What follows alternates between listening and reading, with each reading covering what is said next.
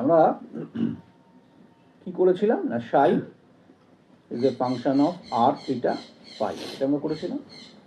পরে আমরা আরেকটু বোঝার চেষ্টা করেছিলাম, that is R of R, theta of theta, phi of phi. এখান থেকে আমরা কি করেছিলাম, R of R N L, theta of theta, phi of phi, L N L. এখান থেকে আমরা কি করেছিলাম, R of R N L, A theta phi. দিয়ে আমরা এখান থেকে বলেছিলাম এই দিকের পার্টটা হচ্ছে রেডিয়াল ফাংশন, এই দিকের পার্টটা হচ্ছে অ্যাঙ্গুলার ফাংশন। রেডিয়াল ফাংশন থেকে আমরা কি বুঝতে পারবো, এক্সটেনশন ফ্রম দ্য নিউক্লিয়াস। এখান থেকে কি বুঝতে পারবো, ওরিয়েন্টেশন অফ দ্য অরবিটাল বোধা হিসেবে। তার ফলে যখন আমি এই দুটোকে কম্বাইন করব তখন আমি পাবো total wave function. Clear? First আমরা যেটা দেখবো সেটা হচ্ছে, আগে ম্যাথমেটিক্যাল ইকুয়েশনগুলোকে লিখে রাখি, জাস্ট ফাইনাল ফর্মগুলো লিখছি যাতে আমাদের বুঝতে সুবিধে হয়। মানে এগুলো কিন্তু ক্যালকুলেশন করে আসবে। এগুলো হচ্ছে আমার ধরো অ্যাঙ্গুলার পার্ট। তাহলে এর মধ্যে যদি এইটুকুকে বাদ দিই, বাকিগুলো থেকে দেখে বুঝতে অসুবিধে নেই যে যারা function of r and theta, theta and phi. সবার জন্য ফাই নেই, কারো কারো ক্ষেত্রে শুধু থিটা আছে, কারো কারো ক্ষেত্রে থিটা ফাই দুটোই আছে। যেমন ধরো এইটা যখন আমরা দেখলাম, এদের মধ্যে আমার ফাই পার্ট নেই, এদের মধ্যে একটা ফাই পার্ট নেই। স্পেশালি এটা আমরা একটু ভালো করে দেখে রাখি যে দেখো জেডগুলোতেই এই সমস্যাটা হয়েছে, বাকি আর কারোর ক্ষেত্রে কিন্তু এই সমস্যাটা হয়নি। ঠিক আছে? তাহলে এবারে যদি আমি কার্টেসিয়ান কোঅর্ডিনেটে যে ছবিটা এঁকেছি যদি সেটা আঁকি, আমরা এই অর্ডারটা মেনটেন করবে, এইটা জেড, এটা ওয়াই, এটা এক্স। তাহলে আর কে রাখবো কোথায়, এই এই একে এক্স ওয়াই প্লেনে ফেলছি, এই এই অ্যাঙ্গেলটা থিটা, এই অ্যাঙ্গেলটা ফাই। তাহলে ম্যাথামেটিক্যালি আমার এখান থেকে কি আসছে, Z equal to R cos theta, Y equal to, এটা ওয়াই, তাহলে r sine theta, sine phi, দুটোই সাইন, কারণ ওয়াই এর সাথে থিটাও অ্যাঙ্গেল করে নিই, ওয়াই এর সাথে ফাইও অ্যাঙ্গেল করে নিই। তাহলে এক্সে কি হবে, ফাইটা এক্স এর সাথে করে আছে, তাহলে r sine theta cos phi. তাহলে দেখো তোমার প্রশ্নের উত্তর এখানে আছে যে Z is not at all a function of phi. তাই দেখো জেডগুলোতে ফাই আসেনি। তাহলে তুমি জেড দিয়ে যা অঙ্কই কষো না কেন, যে অরবিটালেই যাও না কেন, Z is a function of only theta. তার ফলে জেড এর যে ক্যালকুলেশনগুলো সেই ক্যালকুলেশনে তুমি কোথাও ফাই পাবে না। বাট এক্স ওয়াই বাকি যেগুলো সেগুলো দেখো function of theta and phi, তার ফলে তার জন্য তুমি কিন্তু পেয়ে। তাহলে এটা আমরা এখান থেকে যেটা পেলাম সেটা হচ্ছে আমরা এখান থেকে মনে রাখবো যে Z is a function of only theta, but Y and X is a function of theta and phi. First আমরা যেটা কনসিডার করি সেটা হচ্ছে ধরো এস। তাহলে এস এর জন্যে আমরা কি পেলাম, 1/4 পাই আন্ডার রুট। তাহলে বলতে পারি যে এইটা বেসিক্যালি কিন্তু একটা কনস্ট্যান্ট। তার মানে এই S independent on both theta and phi. ঠিক আছে? তার মানে যদি আমি সাই টোটাল কনসিডার করি, তাহলে এর একটা part R of R N L, A theta phi, L M L. তাহলে এই পার্টটা এখন আমার কনস্ট্যান্ট হয়ে গেছে। তার মানে শুধুমাত্র এটা আর অফ আর এন এল এটার উপর ডিপেন্ড করে। তার মানে 1s এর জন্যে সাই টোটাল, এটা 1s is nothing but a function of r or r of R N L. তাই তো? তার মানে একটাই ভেরিয়েবল রেডিয়াস, সেটা একমাত্র স্ফিয়ারে হবে। তাহলে এস অরবিটাল, বোঝা গেল কেন এস অরবিটাল স্ফেরিক্যালি সিমেট্রিক্যাল? একটাই তো variable, only R, theta part constant, phi part constant. তাহলে সেটা দিয়ে তুমি কি আঁকতে পারো, সেই জন্য এস অরবিটাল কেবলমাত্র স্ফিয়ার। তো যে কোনো এস এর তুমি ক্যালকুলেশন দেখবে তার angular part is independent on theta and phi. তাই জন্যই এস অরবিটালগুলো স্ফেরিক্যালি সিমেট্রিক্যাল হয়েছে, আদারওয়াইজ হতো না। তাহলে আগের দিন ক্যালকুলেশনে আমরা কি পেয়েছিলাম? ধরো আর 1s এর জন্য এসেছিল 2 into Z by A zero to the power 3/2 into E to the power minus Z R by A zero. তাহলে এইটা কি? Radial part. তাহলে A1s এটা কত হলো এখন? তাহলে এটা অ্যাঙ্গুলার পার্ট, তাই তো? তাহলে এবারে যদি আমি সাই 1s টোটাল করতে যাই, তাহলে করলে কত হবে? R1s multiplied by A1s।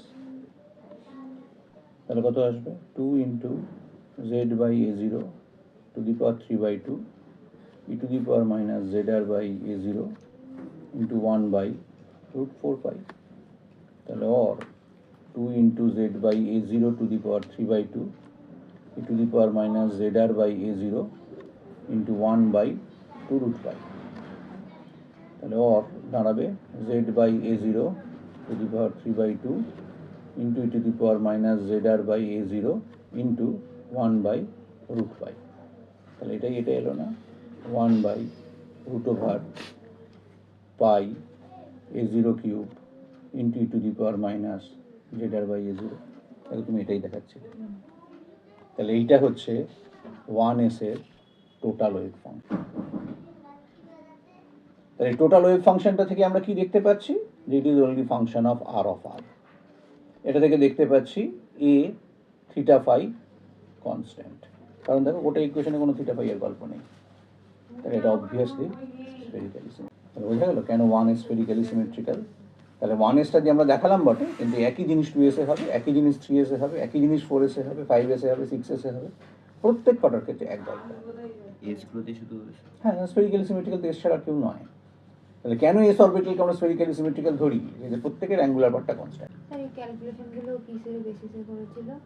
Schrödinger wave equation solution করে, mathematical Schrödinger wave equation quantum mechanically calculate করেছি, করে তার উপর হ্যামিল্টনিয়ান অপারেটর অপারেট করিয়েছি, করে সেখান থেকে এনার্জি ভ্যালু পেয়েছি। এবার এনার্জি ভ্যালু থেকে ক্যালকুলেট করে দেখেছি যে কোন অরবিটালের ম্যাথমেটিক্যাল রিপ্রেজেন্টেশন কী হয়। ক্লিয়ার? তাহলে এবার যাব আমরা পিতে। তাহলে যখনই আমরা এই ক্যালকুলেশনগুলোর কথা ভাববো, আমরা মাথায় কিন্তু এইটা রেখে দেব, Z equal to R cos theta, Y equal to R sine theta sine phi, X equal to sine theta cos phi. এগুলো স্যার ডিবগলি ওয়েভ ইকুয়েশন দিয়ে কেন করবেন? ডিবগলি ওয়েভ ইকুয়েশন এতটা ডিটেলসে নয়। ডিবগলি ওয়েভ ইকুয়েশনে তুমি কি ক্যালকুলেট করতে পারো? যে প্রত্যেক কটা ম্যাটারের সঙ্গে তার একটা ম্যাটার ওয়েভ থাকবে, সরি ওয়েভের সাথে একটা ম্যাটার ওয়েভ থাকবে, তার মানে পার্টিকেল তার সাথে অ্যাসোসিয়েটেড একটা ওয়েভ আছে। তো সেখান থেকে তো সাই এর ক্যালকুলেশন নেই। তো তুমি যে সাই যেটা ক্যালকুলেট করবে সেটা তো কোনো অপশানই নেই তোমার ডিব্রগলিতে বের করার। ডিব্রগলিতে তোমার কি আছে না, ওয়েভলেংথ আর তার মাস, এই দুটোর ভেতর রিলেশন আছে। তো সেখান থেকে তুমি বের করে দিতে পারো। তাহলে আমরা এখানে কনসেন্ট্রেট করতে চাইছি কোনটাতে? pz 3/4 to the power half cos theta, py 3/4 to the power half sin theta sin phi, px 3/4 to the power half sin theta cos phi। তাহলে আমাকে যদি এইগুলো দিয়ে এই দিকটা চেপে দেয়, আমি বলতে পারবো? দেখো এই পার্টটা থেকেই বলতে পারবো, বিকজ এই কস থিটাকে যদি আমি নিয়ে আসি তাহলে কার্টেজিয়ানে এটাই জেড আসে, সাইন থিটা সাইন ফাই এটা কার্টেজিয়ান কোঅর্ডিনেটে ওয়াই আসে, এটা কার্টেজিয়ান কোঅর্ডিনেটে এক্স আসে। তাহলে দেখো এই যে ক্যালকুলেশনগুলো হয়েছে সেই ক্যালকুলেশনগুলো কোথায় হয়েছে? পোলার ক্যালকুলেশন। আর এখানে আমরা কি এসেছি? Cartesian representation. ঠিক আছে? তাহলে এই সাইন থিটা সাইন ফাই এগুলো থেকে বুঝতে পারবো। কিন্তু তুমি দেখো এই যে ডি এর গুলোই কিন্তু অত পরিষ্কার নেই। তা ডিতে করলো কি করে, আমরা সেইটুকু পর্যন্ত পড়াশোনাটা করব। ঠিক আছে, তাহলে এবার প্রশ্ন হলো যে আগের পার্টটায় যেরকম আমরা দেখেছিলাম যে কেবলমাত্র কনস্ট্যান্ট, মানে এরকম কিছু ছিল না এসে, তাহলে এই পার্টটাকে কনস্ট্যান্ট বলেছিলাম, তাহলে এখন তো সেই স্কোপ নেই। তার মানে এটা খুব পরিষ্কার যে কি হবে জানি না, বাট স্ফেরিক্যালি সিমেট্রিক্যাল নয়, বিকজ এক্স ওয়াই জেড এদের মধ্যে theta or phi or both তার ডিপেন্ডেন্স আছে। তাহলে যদি ডিপেন্ডেন্স থাকে তাহলে তার ক্যালকুলেশন অন্যরকম হবে। ধরো আমরা পিজেডটাকে নিচ্ছি, তাহলে ব্যাপারটাকে আমি এরকম লিখতে পারি, কনস্ট্যান্ট কস থিটা। তার মানে পিজেড এর জন্য corresponding a theta phi is a function of cos theta. তার মানে এটা phi independent।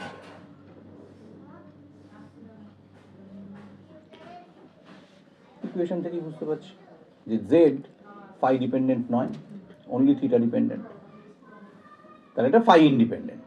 বেশ, তাহলে আমরা যদি এরকম ভাবে ভাবি, ধরো cos theta, থিটাকে আমরা কত থেকে কত ভ্যারি করাতে পারি বলেছিলাম, 0 to পাই। তাহলে 0 to পাই মানে আমরা লেভেল এরকম করলাম, 0 ডিগ্রি, 90 ডিগ্রি, 180 ডিগ্রি। তাহলে cos থিটার কত ভ্যালু আসবে? 0 তে 1, 90 তে 0। তাহলে এখানে xy রিলেটেড কোনো কম্পোনেন্ট আছে z পার্টটাতে? আছে। থিটা আছে। তো থিটা কার সাথে? z এর সাথে অ্যাঙ্গেল। তাহলে যা গল্প আমার z এর সাথে হবে, xy এর সাথে কোনো গল্প নেই। তাহলে ধরে নিলাম এইটা আমার x, ধরে নিলাম এটা আমার y,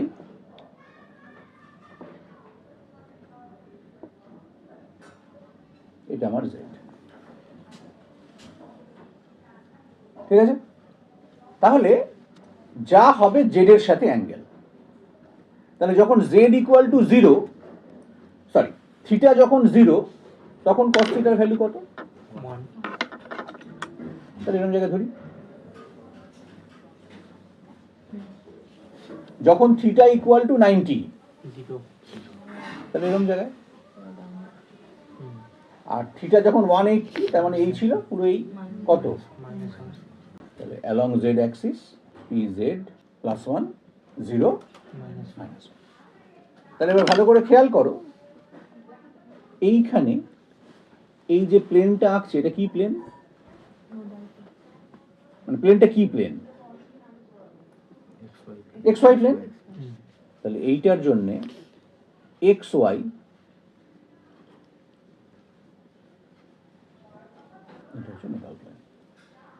তাহলে xy প্লেনে pz এর কোনো ইলেকট্রনিক ডিস্ট্রিবিউশন নেই।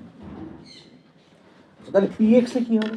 সেটা ডাম্বেলে সেটা কি করে বোঝা যাচ্ছে? এটা কি অন্য কোনো শেপ হয় তো? আর কি আর কি শেপ হতে পারে বলো? অন্যগুলো হলো মানে x y এর মানও চলে আসবে। তার মানে এখানে তোমার +1 থেকে কমতে কমতে কমতে কমতে 0 হবে, তারপর আবার আরো কমতে কমতে কমতে কমতে -1 হবে, তারপর তুমি যদি আবার এটাকে সাইক্লিক ইন্টিগ্রাল করো, আবার -1 থেকে 0 হবে, 0 থেকে +1 আসবে, এছাড়া আমার অপশন নেই। তাহলে এবার যদি আমরা ধরো py করছি, তাহলে py এর ম্যাথমেটিক্যাল ইকুয়েশন কি ছিল? আর এই পার্টটাকে ধরো, আর এটাকে আমরা কনস্ট্যান্ট ধরলাম, প্রথম দিকে যেটা মানে 3/4 to the power half sine theta sine phi. এবার তো অঙ্কটা জটিল, তার কারণ এতক্ষণ পর্যন্ত শুধু থিটার গল্প ছিল। তাহলে এবার সাইন থিটা সাইন ফাই, কখন কোনটাকে কত ধরবো? আমার কি কনফার্ম যে এটা 0 হলে এটাও 0 হবে, এটা 90 হলে এটা 90 হবে?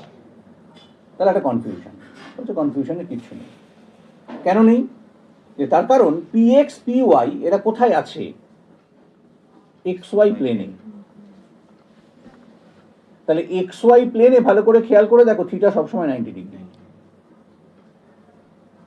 তার মানে এই পার্টিকুলার py এর জন্য আমি লিখতে পারি sine theta equal to sine 90 is equal to 1। তাহলে থিটার গল্পই নেই, গল্প কার? পাই এর। তাহলে ফাই কত থেকে কত ভ্যারি করে?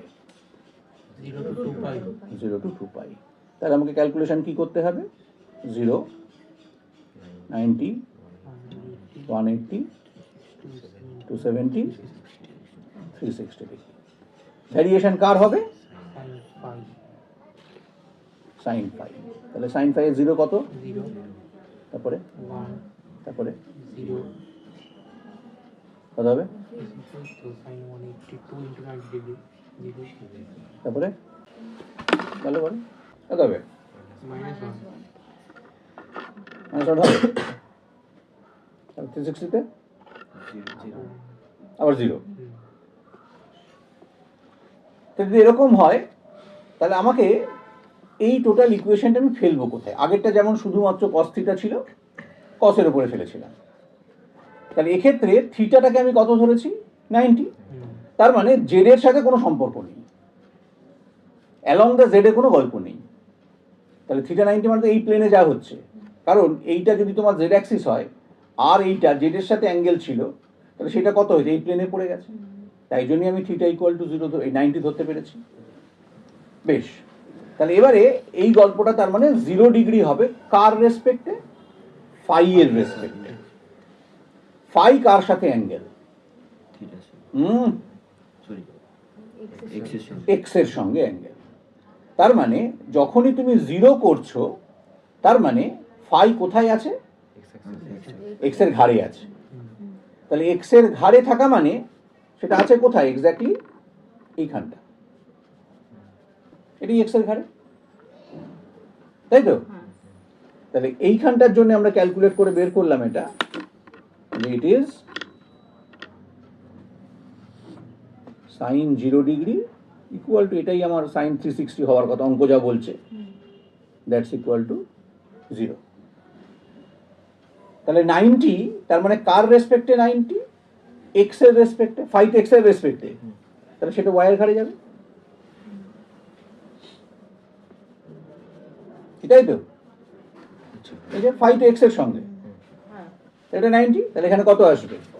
1 প্লাস 1। তার মানে এখানে আমি কত কত ধরলাম? তা 90 পর 180, তাহলে কার সাথে 180? কার সাথে 180? এক্স এর। তাহলে আবার এক্স এ ফিরে আসবে। তার মানে এই যে এখানে যেটা এলো, তাহলে সেখানে আরেকটা সাইন 180 এলো। তারপরে কত? 270। তা 270 তে কত আসছে এখানে? তাহলে এটা সাইন, এটা 360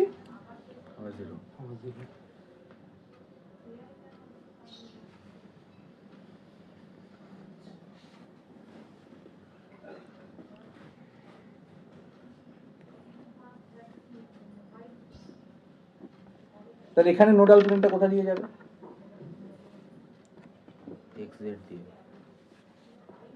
এক্স জেড দিয়ে, এরকম ভাবে।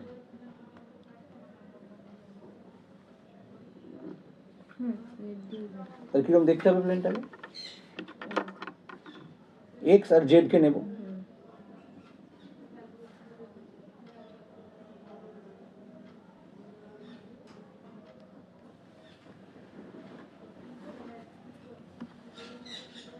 ঠিক আছে? তাহলে এক্স জেড এটা হলো নোডাল, তাই তো? তাহলে মনে রাখবো কি করে? দেখো, যে অ্যাক্সিসে তুমি করছো সেইটা বাদে বাকি দুটো মিলে হচ্ছে নোডাল প্লেন। তুমি জেড নিয়েছিলে, এক্স ওয়াই হয়েছিল নোডাল প্লেন, ওয়াই নিয়েছিলে, এক্স জেড হচ্ছে নোডাল প্লেন। তাহলে এরপরে আমরা এক্স নেব, তাহলে এক্সপেক্টেড ওয়াই জেড আমার নোডাল প্লেন হবে। দেখা যাক। তাহলে ওয়াই এর করসপন্ডিং, এক্স এর করসপন্ডিং ইকুয়েশন কি ছিল? r sin theta cos constant sine theta cos phi. তাহলে এখানে আমরা কনসিডার করে নেব থিটা পার্টটা কনস্ট্যান্ট। তাহলে sine 90 degree is equal to 1 as theta 90। তাহলে এবারে ফাই ভেরিয়েশন কত? 0 0 to 2 পাই। তাহলে একই রকমভাবে 0 degree, 90 degree, 180 degree, 270 degree, 360 degree. Variation কার হবে? cos 5। তাহলে cos 0 কত? 1 দেন 0 minus 1 0 1 তাহলে এটা x, এটা y, এটা z। তাহলে এই প্রত্যেক কটার জন্য আমরা এখানে যেটা ধরে নিয়েছি সেটা কি, যে sin 90 degree is equal two sin theta is equal to 1। তাহলে ভ্যারিয়েশন কি দিয়ে? ফাই কার সাথে অ্যাঙ্গেল? x এর সাথে, ঠিক আছে। থিটা হচ্ছে z এর সঙ্গে, তাহলে theta forms angle with z axis আর phi forms angle with x axis। তার মানে x axis এ রেসপেক্টে phi 0, তাহলে কোনখানটা থাকবে? x এর উপরেই থাকবে। তাহলে এখানে ঠিক আছে 90 কার রেসপেক্টে 90? তা আচ্ছা এখানে আমরা দেখো এইখানে কিন্তু আমরা সরি ভুল করলাম, এটা হচ্ছে cos phi, phi যখন 0 তখন 0 তে ভ্যালুটা হচ্ছে 1, তাহলে এই জায়গায়। তারপরে যখন আমি 90 করলাম তাহলে x এর সাথে 90 মানে y এর উপর, তাহলে y এ কোনো নেই, তাহলে এই জায়গাটা 0। তাহলে এখানে আমরা এটা করি, এই জায়গাটা আমার হচ্ছে cos phi equal to cos 0 degree আর 360 ডিগ্রি। তাহলে এইটা করলে +1 আসবে। এই জায়গাটায় 0, তাহলে সেটা কত? cos 90 degree. তাহলে এইখান থেকে যখন আমরা গেলাম, এইখান থেকে শুরু করলাম করে এখানে গেলাম 90 পর যখন 180 যাব তখন এখানে, তাহলে এই দিকটা ছিল +1, এই দিকটা হলো -1। তাহলে -1টা কতই? cos 180 180। তারপর যখন আমি 270-তে যাব সেটা কোথায় যাবে? আবার 0-তে আসবে। তাহলে এই যে যখন 0 এসছে, এই যে 270, তারপর যখন 360-তে যাব আবার প্লাস, তাহলে দেখতে কিরকম হবে? তাহলে এইটা হলো আমার px along x axis। তাহলে ভালো করে দেখো যে নোডাল প্লেনটা কোথায় হবে। তাহলে yz প্লেনটা কিরকম হবে? y এর সাথে প্যারালাল করো, y এর সাথে প্যারালাল করো,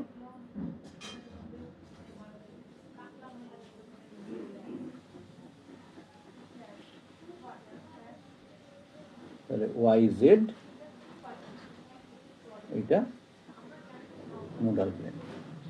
তার মানে যখন তুমি px করেছো তখন yz ছিল তোমার নোডাল প্লেন, py যখন করেছো তখন xz ছিল নোডাল প্লেন, আর pz যখন করেছো তখন xy ছিল তোমার নোডাল প্লেন।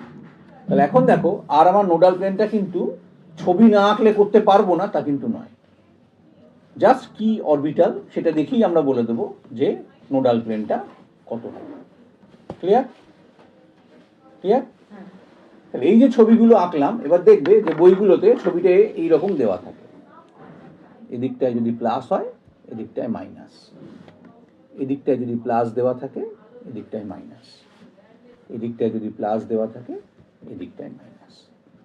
তারপরে বেসিক্যালি এটা একটা ভেক্টোরিয়াল অ্যাপ্রোচ, যে আমরা এর আগে নোডাল ক্যালকুলেশন করেছি কিন্তু সেটা nodal point, not nodal plane, তাই না? যেমন ধরো 2s এর জন্য যখন আমরা রেডিয়াল পার্টে করেছিলাম, বা 1s এর জন্য 2s এর জন্য যখন গেছিলাম তখন কীরকম হয়েছিল? এরকম টাইপ হয়েছিল। তাতে আমরা কী বলেছিলাম? এদিকটা পজিটিভ, এদিকটা নেগেটিভ। তাহলে অ্যাঙ্গুলার পার্টেও সেরকম পজিটিভ নেগেটিভ পার্ট থাকবে। তাহলে বেসিক্যালি এই প্লাস এই মাইনাস এগুলো কিন্তু চার্জ নয়, এগুলো বেসিক্যালি হচ্ছে আমরা বলি ফেজ। এবং এই প্লাস মাইনাসটা আমার কাজে লাগবে যখন আমি বন্ডিং করব, অর্থাৎ সেম ফেজে যদি ইলেকট্রন না থাকে তাহলে কিন্তু বন্ডিং হবে না।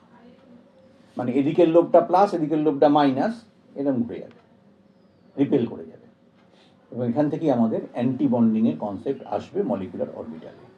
কিন্তু তো প্লাস প্লাস তো same charge repel, plus minus বলছি এখানে, এটা চার্জ বলি না, সেই জন্য বারবার বললাম যে এই প্লাস মাইনাসটা কিন্তু চার্জ নয়, ইলেকট্রনের পজিটিভ চার্জ ইলেকট্রনের নেগেটিভ চার্জটা কিন্তু নয়, এটা হচ্ছে তার করসপন্ডিং ম্যাথামেটিক্যাল ওয়েভ ফাংশনটার কার্টেসিয়ান কোঅর্ডিনেটে পজিশন, সেটা আইদার প্লাস অর মাইনাস।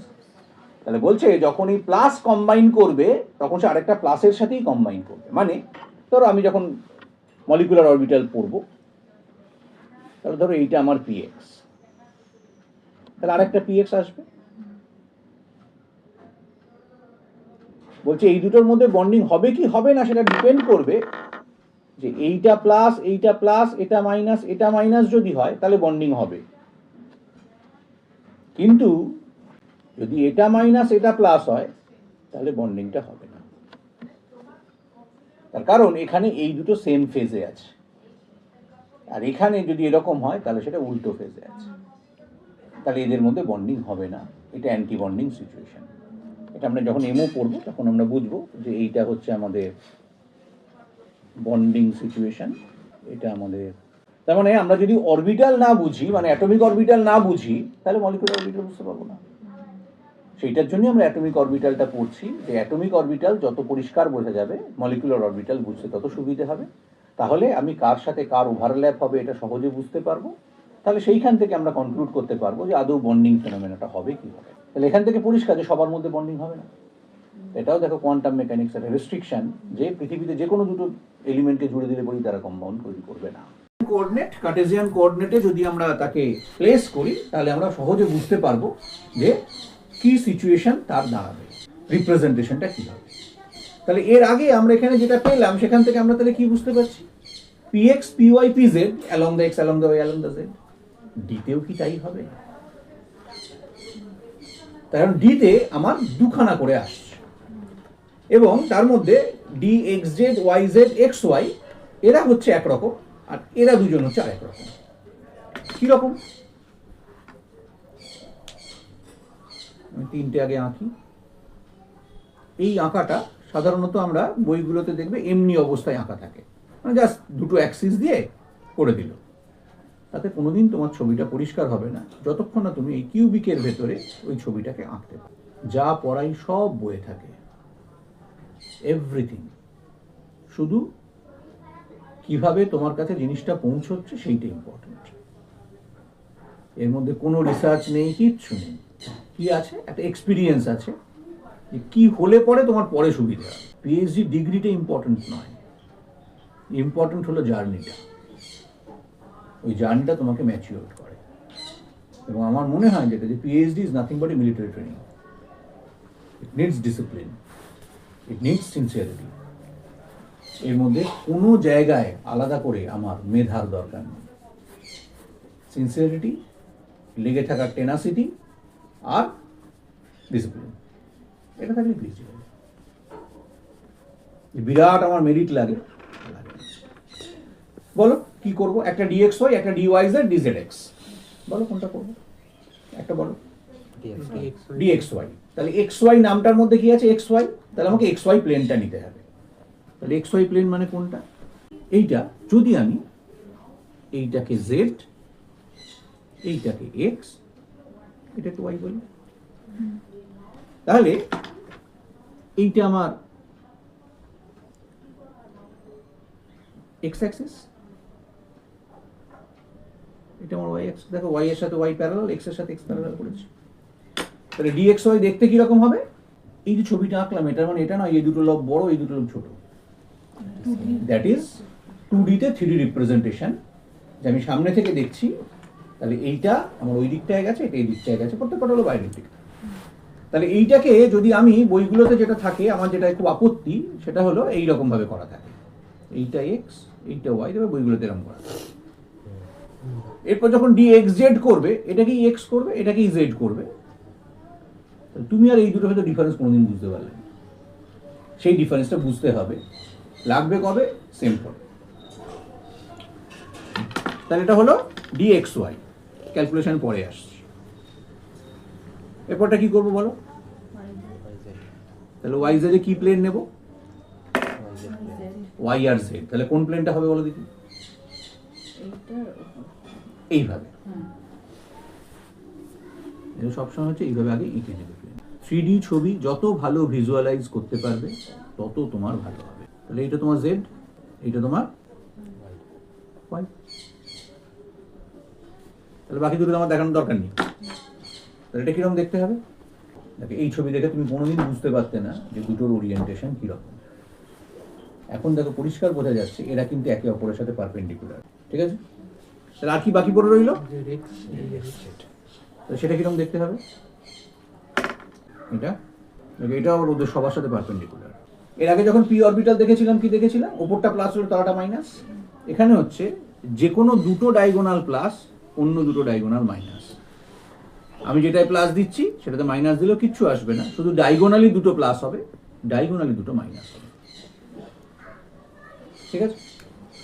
এবার এদের যে রিপ্রেজেন্টেশন এরকম, যেটা আমি বলেছিলাম যে why P X is called P X, তার উত্তরটা আমরা এবার এখানে পাবো যে ডিএক্স ওয়াই তার করসপন্ডিং অঙ্কটা কি আছে। 15/16 pi under root sine square theta sine 2 pi. আমি জানি না এটা ডিএক্স ওয়াই হবে কিনা, আমি শুধু এদিকের পার্টটা লিখেছি। তাহলে এই পার্টটা কনস্ট্যান্ট, আমার মেন লাগবে কোনটা? সাইন স্কোয়ার থিটা সাইন 2 পাই। বেশ, sign square theta sine 2 pi equal to, আমরা এটা লিখতে পারি সাইন স্কোয়ার থিটা সাইন 2 পাই মানে 2 sin 5 cos 5 2 sin 5 cos 5। বেশ, 2টাকে সামনে আনলাম, সাইন স্কোয়ার থিটাটাকে এইভাবে লিখলাম। পারি লিখতে? পারি লিখতে? আমরা ওখানে কি কি ইকুয়েশন পেয়েছিলাম? এক্স এর সাথে ফাই এর অ্যাঙ্গেল আছে।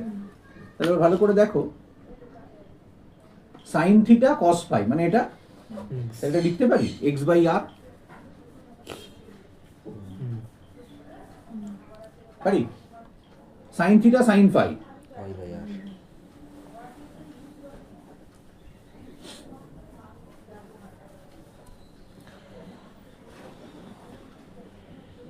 তাহলে পোলারকে ডিকোড করলে তুমি কি পেলে?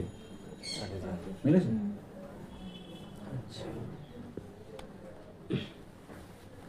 ঠিক আছে? ওয়াই জেড এগুলো কিচ্ছু না, মানে এ তোমার পরীক্ষায় আসবে না কিচ্ছু, কিন্তু এই যে শেখাটা, এই শেখাটা আমার কাছে খুব ইম্পর্টেন্ট যে এই এক্স ওয়াইটা আরবিট্রারি নয়। তার মানে এখানে তুমি এইটাকে যখন তুমি ডিকোড করেছিলে, পি জেডটা এই ইকুয়েশনকে ডিকোড করে পি জেড এসেছিল, তাই সেই অরবিটালটা P Z, along the Z বলে পি জেড নয়। ঠিক আছে? তার মানে এখানেও তোমার যা অ্যাঙ্গুলার ফাংশন সেটা পোলার থেকে কার্টেজিয়ানে এলে এক্স ওয়াই হচ্ছে বলে এটা X Y, in between the axis বলে এক্স ওয়াই নয়। ক্লিয়ার? তাহলে ওয়াই জেড 15/4 পাই কি আছে? Sine theta cos theta sine pi. তাহলে আমি নেবো কোনটা? এই পার্টটা, কারণ এই পার্টটা তো কনস্ট্যান্ট। তাহলে sine theta sine phi cos theta. তাহলে সাইন থিটা সাইন ফাইকে একদিকে রাখি, কস থিটাকে একদিকে রাখি। তাহলে সাইন থিটা সাইন ফাই করলে কোনটা হচ্ছে? তাহলে y/r, এটা z/r, এটা cos theta, so that's equal to 1/r square yz, বুঝেছো? তাই এটার নাম dyz, dzx 15/4 pi under root sine theta cos theta cos phi. তাহলে এই পার্টটা নেব, নিজেই বুঝতে পেরে গেছে এবার কি হবে। তাহলে সাইন থিটা কস ফাইকে নিয়ে নাও, কস থিটা আলাদা থাক। তাহলে সাইন থিটা কস ফাই মানে কোনটা? তাহলে x/r z/r z/r স্কয়ার, তাহলে 1/r স্কয়ার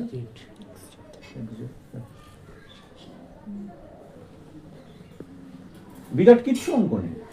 হ্যাঁ, অঙ্কটা আমি কোয়ান্টামের মতো শিখতে গেলে বড় অঙ্ক আছে, কিন্তু ইন জেনারেল বোঝার জন্য এই যে আমরা বারবার বলছি যে পোলার টু কার্টেজিয়ান খামোখা তো কষিনি। তার মানে তুমি পোলারে ক্যালকুলেশন করে যা পেয়েছো তার করেসপন্ডিং কার্টেজিয়ান রিপ্রেজেন্টেশন যেটা, সেটাই হচ্ছে আমার অরবিটালের নোটেশন। ঠিক আছে?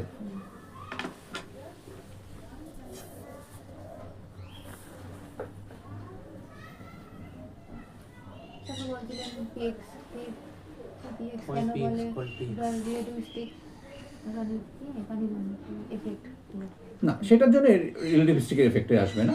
পিএক্স কে পিএক্স বলে কারণ আমরা নর্মালি দেখবে, তুই জাস্ট আমার বন্ধুদের জিজ্ঞেস করবে, এমনি জিজ্ঞেস করবে, বা একটু সিনিয়রদেরও জিজ্ঞেস করবে, বলে অ্যালং দ্য এক্স তাই পিএক্স, তাই তো মনে হবে যে অ্যালং দ্য এক্স বলেই পিএক্স হয়েছে, ওয়াই বলে পিওয়াই হয়েছে, জেড বলে পিজেড হয়েছে। তাহলে along the X along the Y না হয় কি করে ডিএক্স ওয়াই হলো? ডিএক্স ওয়াই তার মানে along the X along the Y হওয়ার কথা ছিল, তা তো হলো না, অ্যাক্সিসের মাঝখান দিয়ে গেছে। কোথা দিয়ে গেছে এটা আমার কাছে ইমমেটেরিয়াল। অঙ্ক কোষে যা পোলার পাবো তাকে কার্টেজিয়ান করলে যা হবে অরবিটালের নাম তাই হবে। এই হচ্ছে সোজা হিসেব। আচ্ছা, এবার আমাদের একটা যেটা করতে হবে সেটা হচ্ছে D X square Y square. তাহলে এখানে আমার ডিপেন্ডেন্স কি কি, কোন কোন অ্যাক্সিস? এক্স আর ওয়াই। তাহলে কোন প্লেন নেব? x and y plane. X আর ওয়াই। মানে এটা আমরা কখনো এক্স আর ওয়াই প্লেন বলবো না, বলবো এক্স ওয়াই প্লেন, কারণ এক্স আর ওয়াই আলাদা নয়। একটা প্লেনকে নোট করতে গেলে আমাকে দুটো বলতেই হবে মিনিমাম। তাহলে এইটা আমার এক্স, কেউ বলে দেয় নোট এক্স, আমি ওটাকে ওয়াই বলতেই পারি, এটা ওয়াই। এইবারে এইটা হচ্ছে এরকম দেখতে, এটাও দুটো প্লাস দুটো মাইনাস। কিন্তু এখানে যেটা ছিল,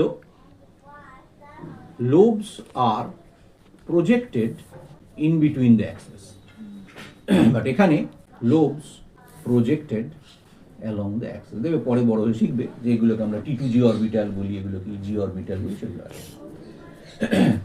তাহলে এক্স স্কোয়ার ওয়াই স্কোয়ার এইটা কেন এরকম থেকে আলাদা কেন হলো? তাহলে নিশ্চয় অঙ্ক কোষে এক্স স্কোয়ার ওয়াই স্কোয়ার আসা উচিত। তাহলে এক্স ওয়াই ফর্মুলা দেখো, 15/16 পাই আন্ডার রুট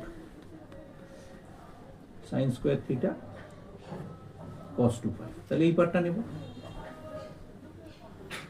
তাহলে sine square theta cos 2 pi. তাহলে এটা করলে কি হবে? Sine square theta cos square pi minus sine square pi. এখানে কি হবে?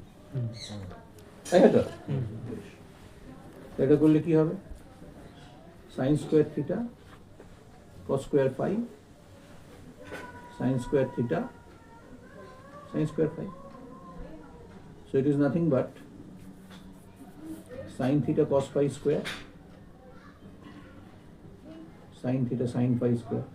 sin theta cos phi মানে x by তাহলে x by r তার square minus y by r square. so that's equal to x square by r square y square by r square 1 by r square। খুব শক্ত অঙ্ক, এইগুলো পড়ানোটা দরকার।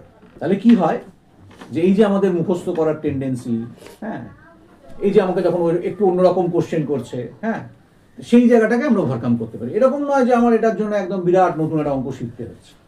দেখো সব অঙ্কটা আমি শুধু এইটুকু মাথায় রেখে, আর এইগুলো তো এইচএসে করেছো, ঠিক আছে?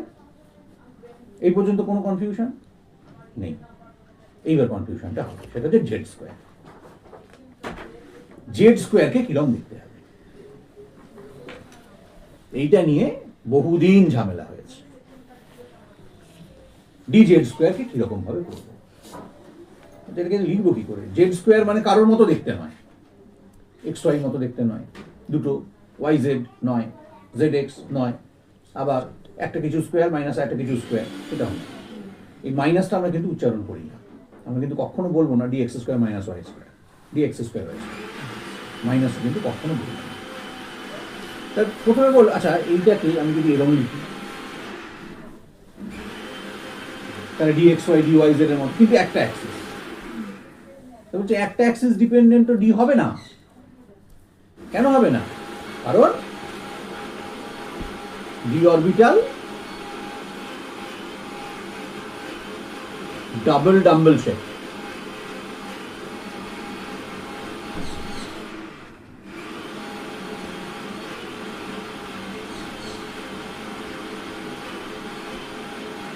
দেখো দুটো করে ডাম্বেল আছে, একটা ডাম্বেল, তাহলে আলটিমেটলি যেন দুটো পি, তাই তো? তাহলে যখনই তুমি দুটো পি বলছো, পি এর ক্ষেত্রে আমার কি ছিল, অ্যাঙ্গুলার ফাংশনটা একটা অ্যাক্সিস ডিপেন্ডেন্ট। এখানে দেখো যতগুলো এখনো পর্যন্ত করেছি 2 Axis dependent, minimum 2 Axis dependent. তাহলে জেড স্কোয়ারে তো নেই,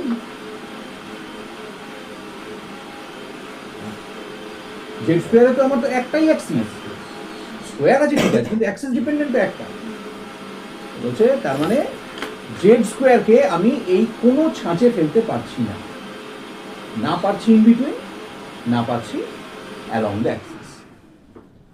এই যে সমস্যাটা, এই সমস্যাটা থেকেই বাঁচিয়েছিল কোয়ান্টাম।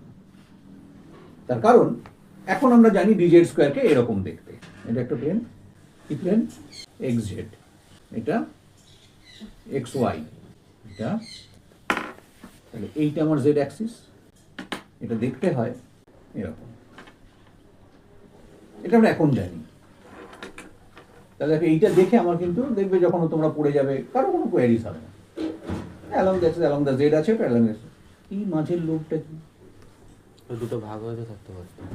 হ্যাঁ, তাহলে সেটা নেই কেন, কেন এরকম ভাবে যাবে, মাঝেটা এলোই বা কোথা থেকে, তাহলে মাঝেরটার মধ্যে তো এক্সও থাকবে ওয়াইও থাকবে, তাহলে এটা 3 Axis dependent orbital plus minus charge, এই সরি তোমার এ ফেজ যেমন একটা পড়েছিলেন না যে একটা সাইডে মাইনাস থাকবে একটা সাইডে, না, দেখো এটা সব সময় ডায়াগোনালি সেম সাইন আছে,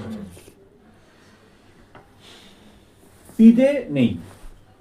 এই জন্য দেখবে যখন নোটেশন হবে এগুলোকে ইউ বলবে উনগ্যারাডে, আর এগুলোকে জি ক্যারেক্টার বলবে গ্যারাডে, মানে সেন্ট্রোসিমেট্রিক। প্লাস ডায়াগোনাল থেকে প্লাসেই যাবে, মাইনাস ডায়াগোনাল থেকে মাইনাসেই যাবে। তাহলে এই যে উদ্ভট একটা ছবি এলো, এই ছবিটা তো এখন আমি বলতে পারছি, কেউ তো টর্চ দিয়ে দেখতে পায়নি যে এরকম দেখতে পাইনি তো। তাহলে আমাকে কি করতে হবে, স্পেকট্রা আর কোয়ান্টাম মেকানিক্স। দেখি অঙ্ক কি বলছে, অঙ্কটাও জটিল। 5/16 pi to the power half 3 cos square theta minus 1, এই পার্টটা নেব। 3 cos square theta minus 1 equal to 3 cos square theta minus sine square theta plus cos square theta লিখতে পারি, পারি? বেশ, তাহলে 2 cos square theta minus sine square, ঠিক আছে? আচ্ছা, এক্স ইকুয়াল টু কি ছিল বলো দেখি, R sine theta cos phi, R sine theta cos phi. Y কি ছিল, R sine theta sine phi, sine sine এটা ছিল X square plus Y square করছি। কেন করছি পরে বলছি। তাহলে এখান থেকে আমি এটা বের করে রাখি যে sine square theta is equal to কি হবে, square plus Y square by r আর কি ছিল, z equal to R cos theta z square, square করতে তাহলে cos square theta equal to, z square by r square. ঠিক আছে? তাহলে এই যে দুটো ইকুয়েশন পেলাম আমরা,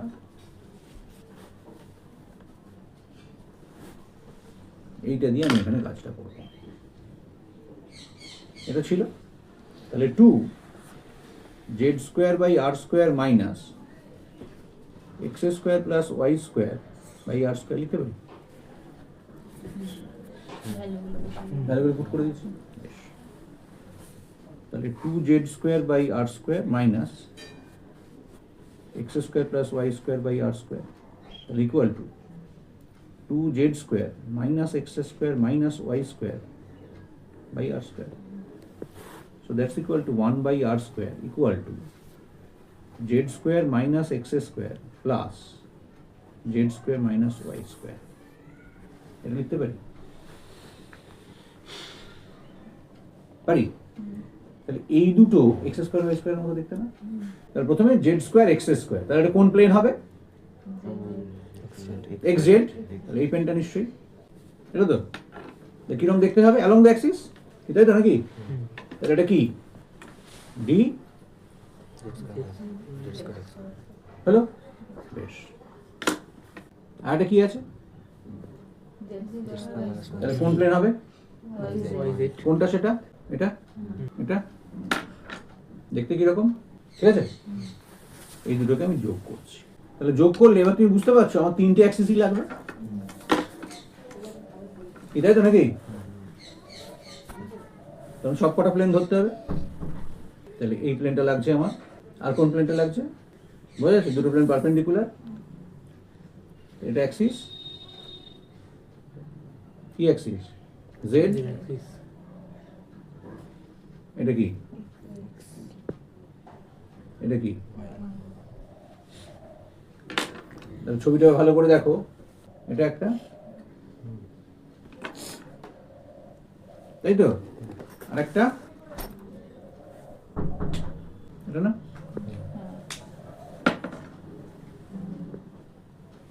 এটা এরকম নয় যেটা বড়, জাস্ট বোঝার জন্য করলাম, তাই তো। তাহলে এবার ভালো করে খেয়াল করো তো, এই যে দুটো লোব এঁকেছি এইটা এক্স ওয়াই প্লেনে আছে না, তাই তো? তাহলে এবার এইটা এক্স ওয়াই প্লেনে কি আছে? ডিলোকালাইজ ফর্মে আছে। তাহলে দেখো এই যে এইটা আর এইটা আমরা মাচ মোর কম্পেয়ারেবল করতে পারলাম, তার মানে বুঝতে পারলাম যে আসলে ডি জেড স্কোয়ার এইটা একটা ইন্ডিভিজুয়াল অরবিটাল নোটেশন নয়, সেটা আমাকে প্রমাণ করে দিল কোয়ান্টাম মেকানিক্স। তাহলে এক্স্যাক্টলি আমরা এখন লিখতে পারি যে d z square is nothing but the summation of d z square x square plus, sorry plus আর দেবো না, d z square Y square. এই দুটো individually looks like x square Y square. তার ফলে এইটা হচ্ছে আমার cumulative form of dz square x square and dz square y square. হয়ে গেল? তাহলে কোয়ান্টাম মেকানিক্স আমার কতটা উপকার করলো, কারণ তা না হলে dz স্কোয়ার কোনো অঙ্ক দিয়েই বেরোচ্ছিল না।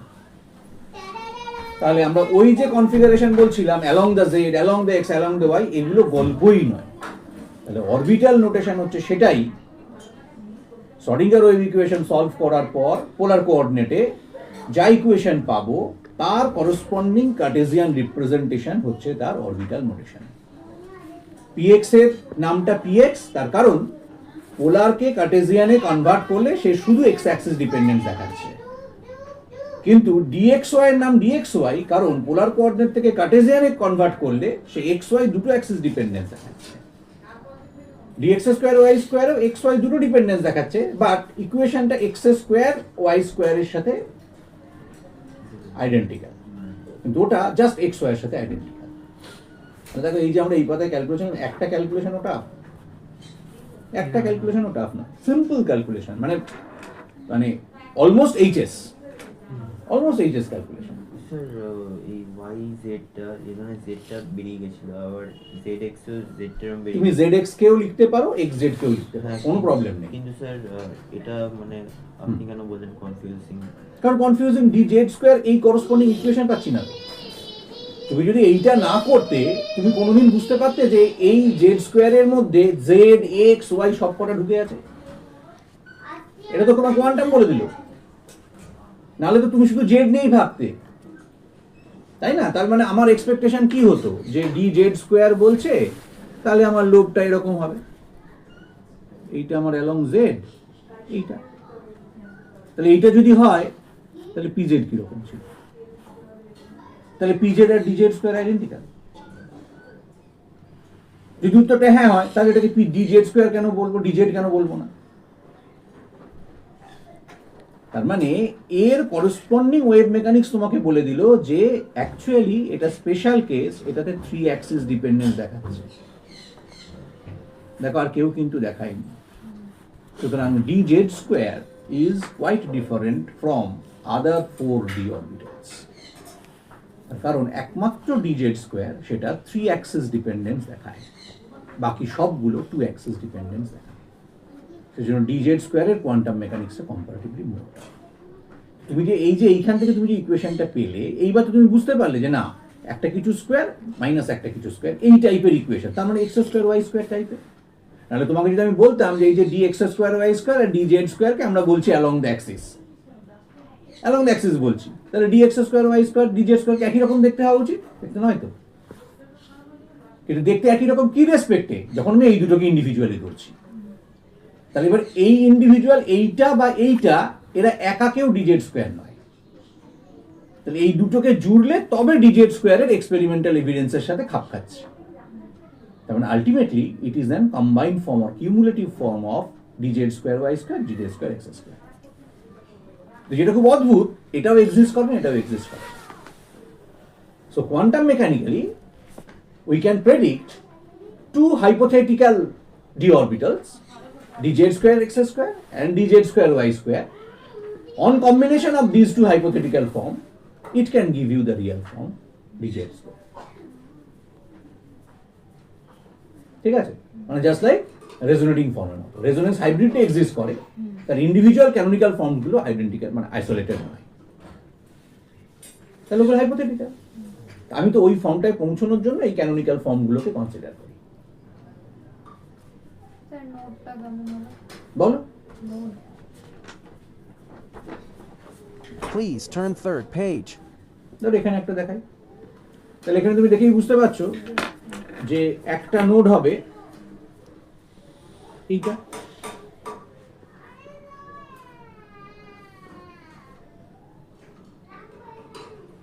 তাই তো?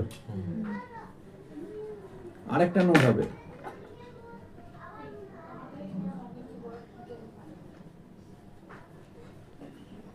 তাই তো?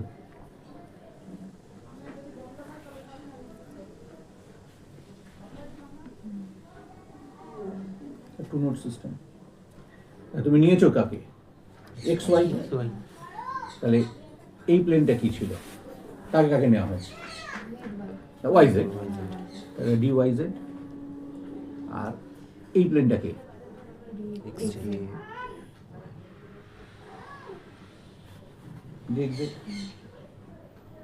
ঠিক আছে? তাহলে নোড কি করে বুঝবো কোনটা নোড হবে? এক্স ওয়াইতে যে দুটো আছে তাতে একটা নেই, কে নেই? একবার এক্স এর সাথে জেড যাবে, একবার ওয়াই এর সাথে জেড যাবে। তাহলে হিসেব অনুযায়ী এখানে ডি ওয়াই জেড আছে, তার নোড কে কে হবে? X Y X Z.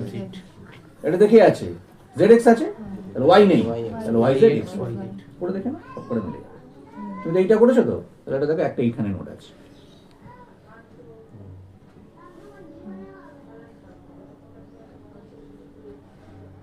তাই তো? তাহলে এটা কি? X Y. আর এটা কোথায় আছে? মিলেছে?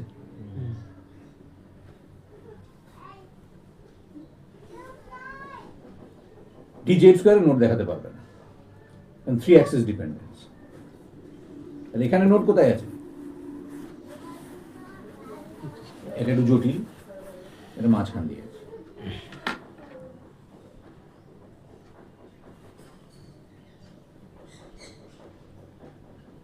তাই না? এই যে এইখান দিয়ে কোনাকুনি যাচ্ছে। ডায়াগোনাল।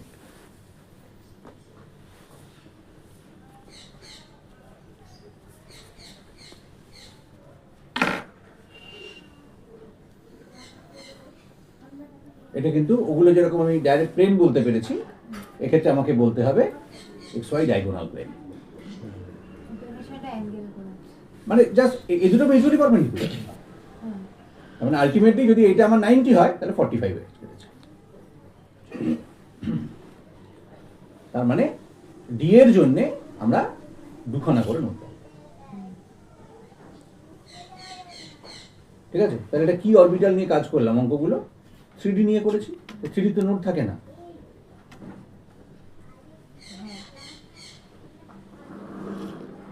রেডিয়াল নোট থাকে না, অ্যাঙ্গুলার নোট। হ্যাঁ, এইটাই হচ্ছে কথা, যে রেডিয়াল নোড মানে যেটাকে আমরা বলবো নোডাল পয়েন্ট, নোডাল পয়েন্ট নেই, অ্যাঙ্গুলার নোডাল আছে।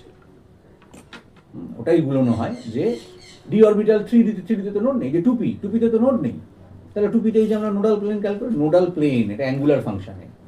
আর n-l-1 এটা কিসের? তুমি দেখো এখান থেকে বুঝতে পারবে nl এটা রেডিয়াল ফাংশনের উপর ডিপেন্ডেন্ট, আর অ্যাঙ্গুলারটা l-ml এর উপর ডিপেন্ডেন্ট। ঠিক আছে, তার ফলে অ্যাঙ্গুলারের রিপ্রেজেন্টেশন আর রেডিয়ালের রিপ্রেজেন্টেশন কিন্তু ডিফারেন্ট। ঠিক আছে, অ্যাটমিক স্ট্রাকচার কমপ্লিট।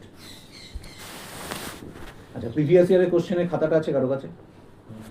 দেখ কি অবস্থা হয়ে আছে, নেক্সট দিন শুরু করা যাবে কিনা দেখি। করে নেছো? না কিছু করিনি। কিছুই করোনি? তাহলে তো এই সপ্তাহে তোমার শুধু টুকতেই লেগে যাবে।